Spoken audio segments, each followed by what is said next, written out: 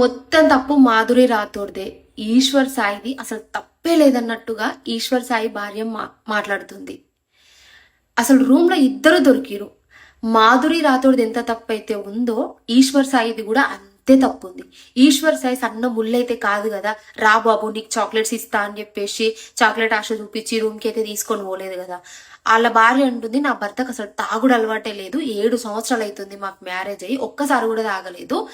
అసలు ఈ మాధురి రాథోడ్ని కలుసుకున్నాకనే తాగడం స్టార్ట్ చేసిండాను. అంటే మాధురి రాథోడ్ ముక్కు బట్టి ఆ చిన్నపిల్లలకు సిరప్ పోస్తారు చూడు, అట్లేమన్నా మందు పోసిందా ముక్కు బట్టి? ఇద్దరిని నిందించు. మాధురి రాథోడ్ని ఎట్లయితే కొట్టినవు నీ భర్తను కూడా కొట్టాలి, నీ భర్తను కూడా నిందించాలి. ఎందుకంటే ఇద్దరిది తప్పు ఉంది. ఒక చేతిలో చప్పట్లయితే మోగవు కదా, 2 చేతులతోనే చప్పట్లు మోగుతాయి. మొత్తం మాధురి రాథోడ్ని ఒక రకంగా గలీజ్ చేసేసారు. ఆ స్థాయికి రావడానికి ఆమె ఎంత కష్టపడి 100% ఆమె తప్పు చేసింది, అది కాదని కాదు, కానీ ఇద్దరిని నిందించాలి, ఒక్కరిని కాదు కదా నిందించాల్సింది. అబ్బాయిది ఒక 10-15 రోజులు అయితే ఆటోమేటిక్గా మర్చిపోతారు. ఏముంది అబ్బాయిరా మస్తు తప్పులు చేస్తారంటారు, కానీ అమ్మాయి అట్లా కాదు కదా, వచ్చిన మచ్చ వచ్చిన దాకా పోదు అన్నట్టుగా మాధురి రాథోడు ఈ నింద అనేది లైఫ్ టైం భరించి కుమ్లి కుమ్లి కుమ్లి అసలు ఎట్లుంటది.